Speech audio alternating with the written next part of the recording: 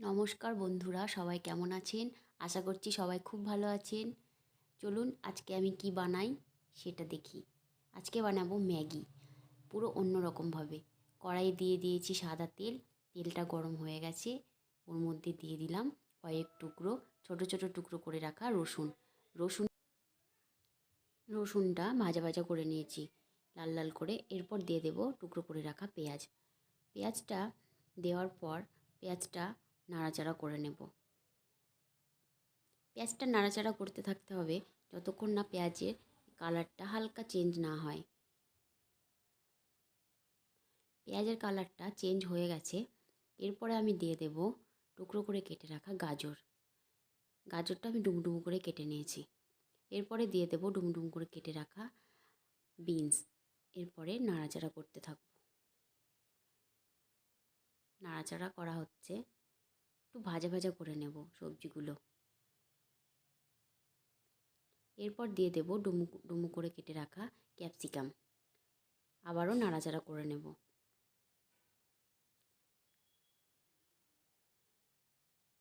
এদিকে আমি ম্যাগিটা হালকাভাবে সেদ্ধ করতে বসিয়ে দিয়েছি। এরপরে আমি দিয়ে দেব সবজির মধ্যে সামান্য পরিমাণে লবণ। এভাবে একবার ম্যাগি বানিয়ে খাবেন, আশা করছি খুব ভালো লাগবে।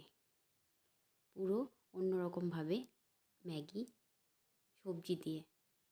বাচ্চারা এমনি সবজি খেতে চায় না, কিন্তু এইভাবে দিলে ওদের খুব ভালো লাগবে। এরপরে আমি দিয়ে দেব ম্যাগি মশলা। ম্যাগি মশলাটা দেওয়ার পর আবারও নাড়াচাড়া করে নেব।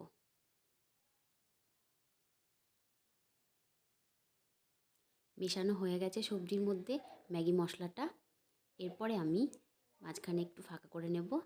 এরপরে দিয়ে দেব 1 চামচ রেড চিলি সস, আর দিয়ে দেব 1 চামচ চিলি সস।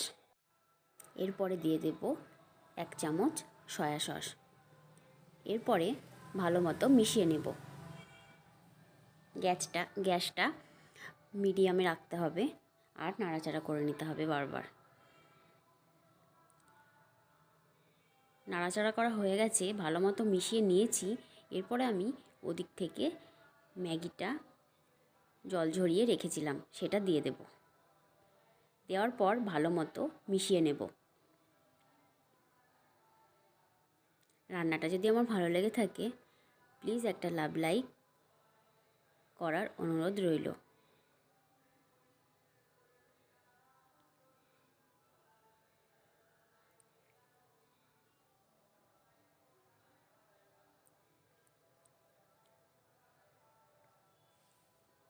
মিডিয়াম আঁচে ভালোভাবে মিশিয়ে নিতে হবে।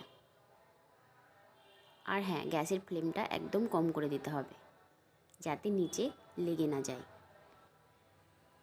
এভাবে একবার বানিয়ে দেখবেন, বাচ্চাদের খুব পছন্দ হবে।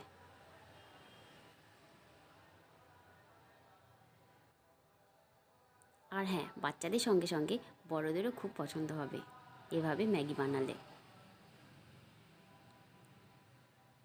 সকালের টিফিন বা বিকেলের নাস্তা বানিয়ে নিতে পারেন এভাবে ম্যাগি।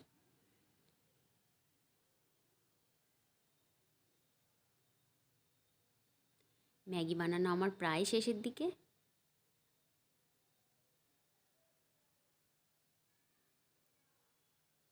এবার আমি গ্যাসের ফ্লেমটা অফ করে দেব। হয়ে গেছে আমার ম্যাগি।